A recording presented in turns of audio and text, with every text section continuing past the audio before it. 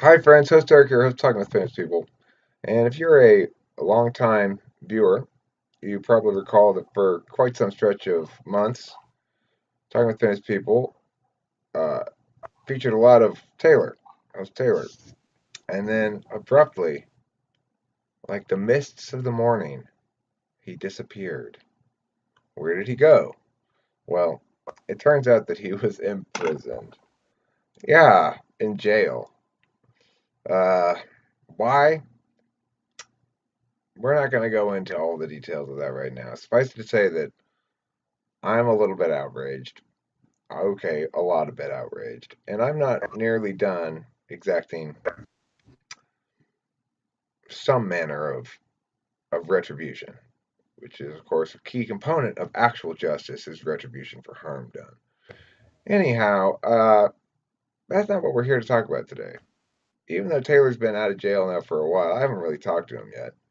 And I've got lots of, and I'm sure lots of other people do, human interest kind of questions about what it's like to be in jail for the better part of 6 months or so that he was in jail.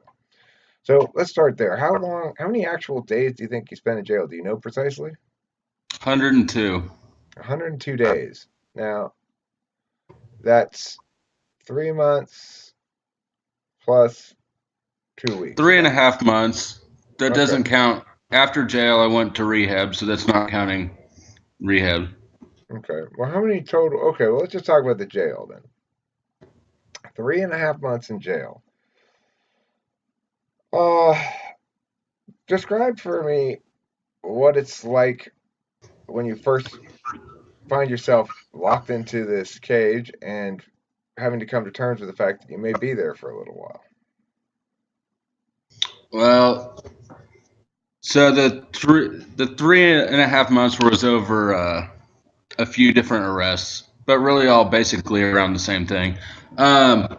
The first time it was shocking. I guess I hadn't been arrested in 15 years since I was a kid, and it's not like I was out doing something sketchy. They came to my house with a search warrant and basically arrested me straight out of bed before they did the search or anything. So, it's sort of shocking trying to figure out if this is really the life disruptor that it was, or if somebody screwed up and I need to get out and get this resolved quickly.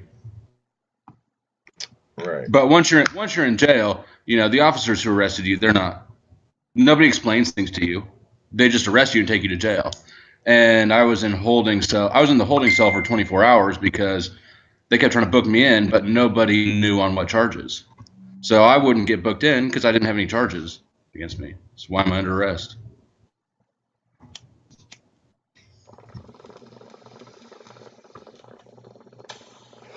When you realized you were going to be there for a stretch of at least, say, 30 days or so, how did your thinking change?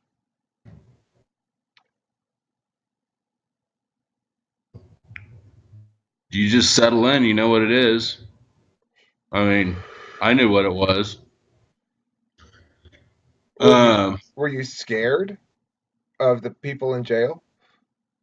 I wasn't, but it's a small jail, and I knew some people in there. So by the time I got put into general population, I knew a couple of guys in there already.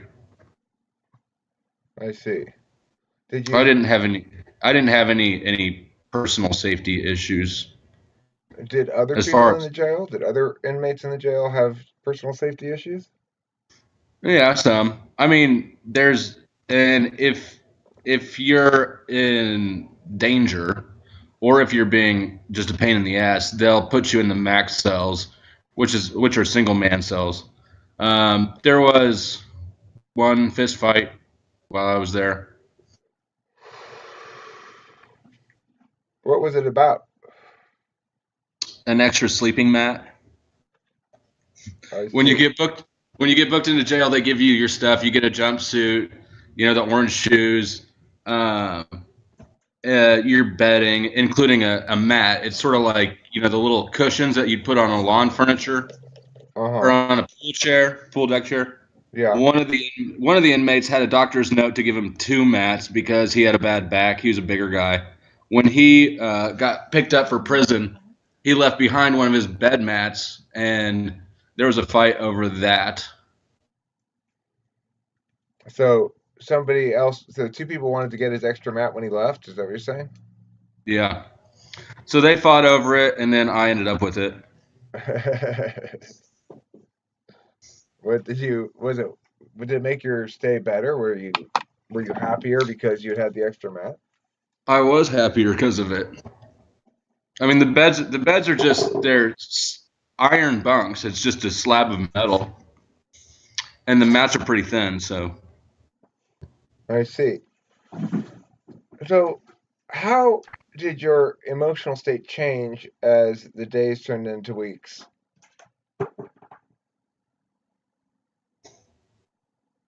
well, time blurs.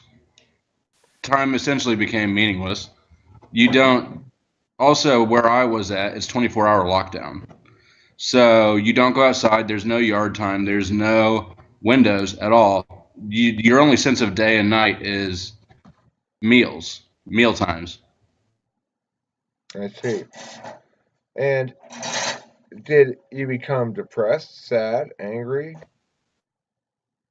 A little bit of everything.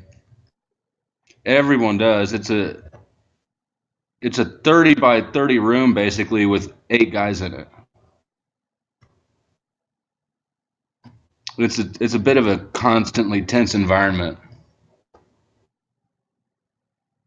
I see. Um, did you become particularly frustrated at your inability to get answers or to move forward in a reasonable pace with the process? Did you have enough contact with your lawyer? What was that like? My lawyer was good, but I had hired a private attorney. I didn't get a court appointed one.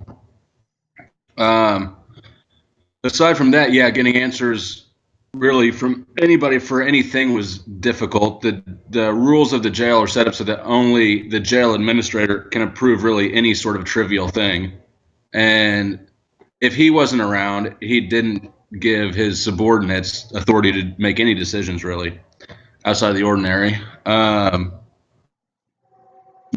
lawyer was good about communicating with me and keeping an open line. But like I said, he was private, and I'd known him before he did my divorce. He's a friend of mine actually.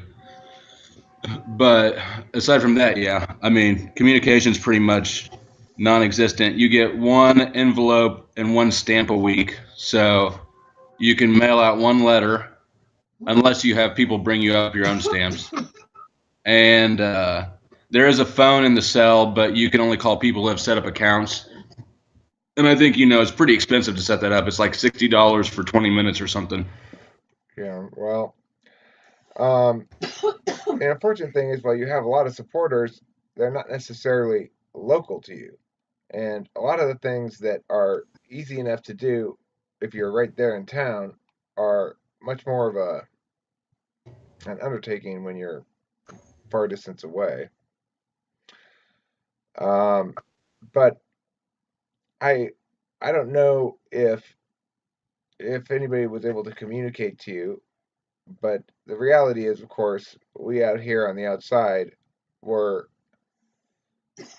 consistently concerned and supportive of you while you were in there. Nobody forgot about you or wrote you off, but we may not have been very active in doing anything to communicate with you or anything like that.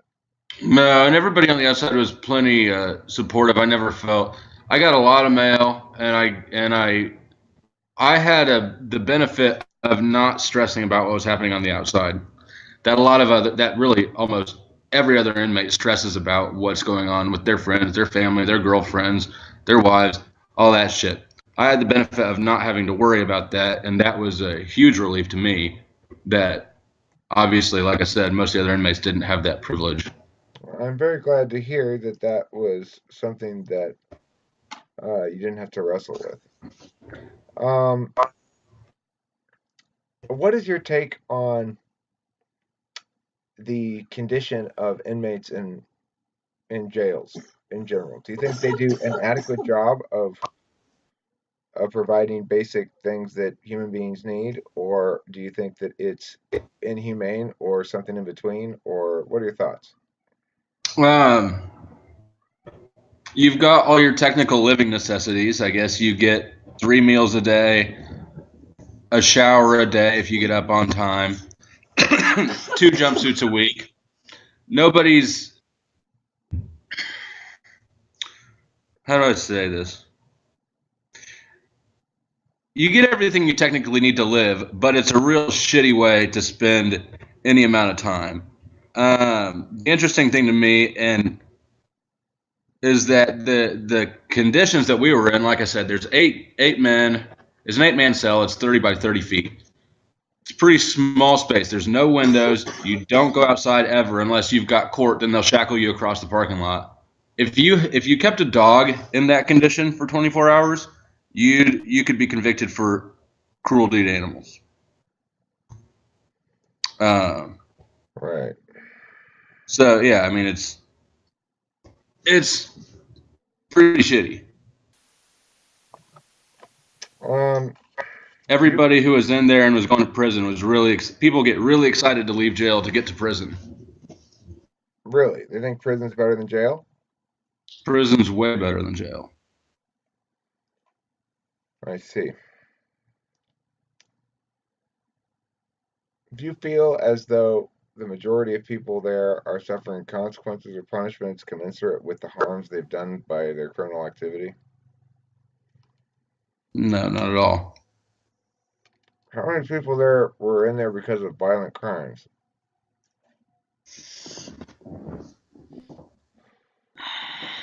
One of them had violent charges. Two of them had violent charges, but one of them, um, there were actually false charges that are all going to get dropped. And the other one, he had the misfortune of being drunk when he committed the alleged crimes, and so it's really kind of unknown whether he did what he was accused of or whether his ex-girlfriend sort of got vindictive, if that makes sense. Mm-hmm. Uh, Most of the people in there were for drugs. Yeah. Mm-hmm. It's an awful lot of harm done to those people, considering they're not accused of doing any harm to others. Hmm. Uh, so, okay, welcome back out to the world. This is the first Thank you. of a series of videos that are going to be made. I've already made a number of videos, but not a shit ton. And the reason is because I'm being cautious with the possibility that, yeah, I mean, I know that in dealing with these sort of things heretofore, there's been concerns about whether or not my actions would incite better a more ethical course on their part, or even a less ethical course. So I never really believed it would do the latter, but I erred on the side of caution naturally, by and large. Well, I In am I am still on paper. I'm on probation in Pratt County, so uh, I'm not. It's not like I'm completely off of their leash. Uh, they'd be ill advised for certain to try to punish you for my calling out their malfeasance. I mean, I think even the most mm, boneheaded of miscreants would understand that that's not going to fly.